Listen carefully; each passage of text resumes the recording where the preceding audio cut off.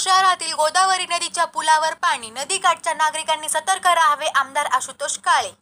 कोपरगाव शहरासह तालुक्यात पावसाच्या अतिवृष्टीमुळे नदी नाल्यांना आलेल्या पाण्यामुळे व नांदूर मधमेश्वर धरणातून 87,549 क्युसेक्स पाणी गोदावरी नदी पात्रात सोडण्यात आल्यामुळे पूरसदृश परिस्थिती निर्माण होण्याची शक्यता नाकारता येत नसल्यामुळे गोदावरी नदी पात्रालगत असलेल्या रहिवाशांना कोपरगाव नगर परिषदेच्या वतीने सतर्क राहण्याचे आदेश कोपरगाव नगर परिषदेने ध्वनी क्षेपणाद्वारे नागरिकांना दिले आहेत. तसेच तालुक्यात भर पावसात आमदार आशुतोष काळे शेतकऱ्यांच्या बांधावर नुकसानीची पाहणी करत आहे. जास्त पाऊस पडल्याने सरसकट पंचनामे करण्याच्या प्रशासनाला त्यांनी सूचना केल्या आहेत. नमस्कार. कालपासून सुरू झालेल्या अतिवृष्टीमुळे अनेक घरांमध्ये पाणी जाऊन नुकसान झालेले, तसेच अनेक पिकांचंही नुकसान झालेले. मी सकाळपासून पाहणी करत आहे आणि प्रशासनाला सूचना दिलेल्या आहे का सरसकट पंचनामे करावे.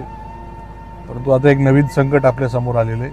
आज 4 वाजेपर्यंत 87,000 क्युसेकपर्यंत नदीचा ओव्हरफ्लो चालू आहे आणि लवकरच ते पाणी आपल्या कोपरगाव शहरातल्या लहान पुलाच्या वरती जाणार आहे.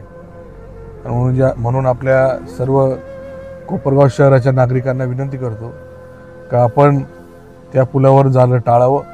कोणी त्या पुलाजवळ जाऊन फोटो वगैरे काढणं किंवा सेल्फी काढणं हे अशा कुठल्याही गोष्टी करू नये.